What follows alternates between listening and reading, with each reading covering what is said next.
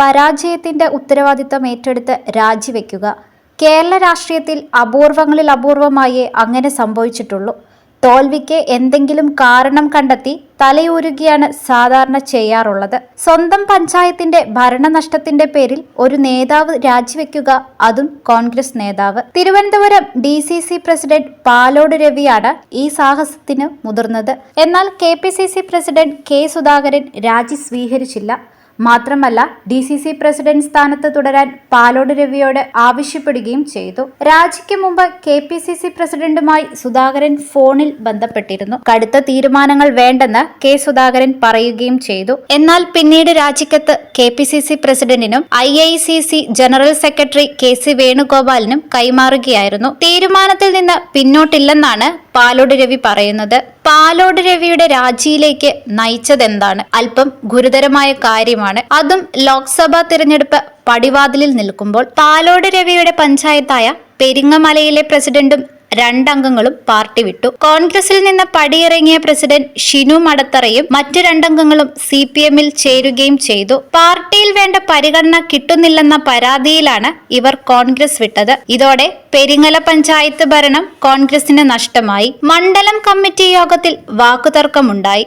ഇതിന്റെ പേരിൽ പഞ്ചായത്ത് പ്രസിഡന്റിനോടും അംഗങ്ങളോടും DCC വിശദീകരണം ആവശ്യപ്പെട്ടു. ഇതിൽ പ്രകോപിതരായാണ് ഷിനുവും അംഗങ്ങളും പാർട്ടി വിട്ടത്. അതിനിടെ ഇവരെ ചർച്ചയ്ക്ക് വിളിക്കാനോ അനുനയിപ്പിക്കാനോ ആരും ശ്രമിച്ചില്ലെന്ന ആക്ഷേപവും ഉയരുന്നുണ്ട്. ലോക്സഭാ തിരഞ്ഞെടുപ്പിന്റെ പ്രചരണാർത്ഥം KPCC പ്രസിഡന്റും പ്രതിപക്ഷ നേതാവും ചേർന്ന് നയിക്കുന്ന ജാഥ ഫെബ്രുവരി 27-ന് തിരുവനന്തപുരം ജില്ലയിൽ പ്രവേശിക്കുകയാണ്. അതിനിടയിൽ DCC പ്രസിഡന്റ് രാജിവെക്കുന്നത് പാർട്ടിയിൽ ആശയക്കുഴപ്പത്തിന് കാരണമാകും എന്നാണ് വിലയിരുത്തൽ. 29-ന് ജാഥയുടെ സമാപനവും തിരുവനന്തപുരത്താണ്. മികച്ച സംഘാടകനാണ് പാലോട് രവി.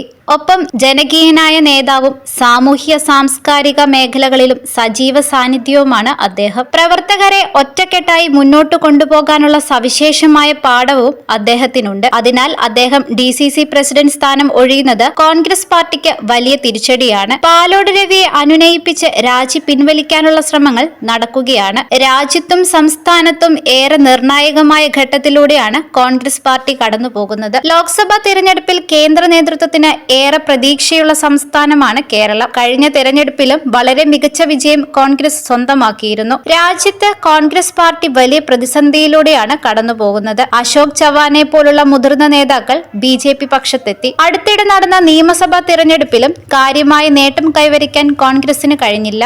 ഇന്ത്യ മുന്നണിയും പ്രതിസന്ധിയിലാണ്. ഏറെ ശ്രദ്ധയോടെ മുന്നോട്ട് പോകേണ്ട ഘട്ടത്തിൽ പോലും അതിന്റെ ഗൗരവം മനസ്സിലാക്കിയുള്ള തീരുമാനങ്ങളും നടപടികളും നേതൃത്വത്തിന്റെ ഭാഗത്തു നിന്നുണ്ടാകുന്നില്ല. ഏറ്റവും മുകളിൽ തുടങ്ങി താഴെത്തട്ടിൽ വരെ നേതൃത്വത്തിന് പ്രവർത്തകരെ വിശ്വാസത്തിലെടുത്ത് മുന്നോട്ടു പോകാൻ കഴിയുന്നില്ല. കേരളത്തിൽ കഴിഞ്ഞ നിയമസഭാ തിരഞ്ഞെടുപ്പിൽ കോൺഗ്രസ് നേതൃത്വം നൽകുന്ന UDF അതിദയനീയമായി പരാജയപ്പെട്ടു. ഇനി ഒരിക്കൽ കൂടി സംസ്ഥാന ഭരണത്തിന് പുറത്തു നിൽക്കാനുള്ള ശേഷി കോൺഗ്രസിനില്ല. മാത്രമല്ല, അങ്ങനെ സംഭവിച്ചാൽ ഘടകകക്ഷികളിൽ പലരും LDF-ലോ NDA-യിലോ എത്തും. പ്രാദേശിക തലത്തിലെ പ്രശ്നങ്ങൾ പോലും പരിഹരിക്കാൻ കഴിയാത്ത നേതൃത്വത്തിന് എങ്ങനെയാണ് ദേശീയ തലത്തിൽ പാർട്ടിയെ മുന്നോട്ട് നയിക്കാൻ സാധിക്കുക? മാത്രമല്ല, കേരളത്തിൽ BJP അതിശക്തമായ സാന്നിധ്യമായി മാറിയിട്ടുണ്ട്. BJP-യുടെ വളർച്ച ഏറ്റവും അധികം തിരിച്ചടിയാകുന്നത് കോൺഗ്രസിനാണ്. എന്നാൽ BJP ഉയർത്തുന്ന വെല്ലുവിളിയെ അതിന്റെ ഗൗരവത്തിൽ കോൺഗ്രസ് പാർട്ടി ഉൾക്കൊള്ളുന്നില്ല എന്ന ആക്ഷേപവും ഉയരുന്നുണ്ട്. കേരളത്തിൽ ഇപ്പോഴും കോൺഗ്രസിന് വേരുകളുണ്ട്.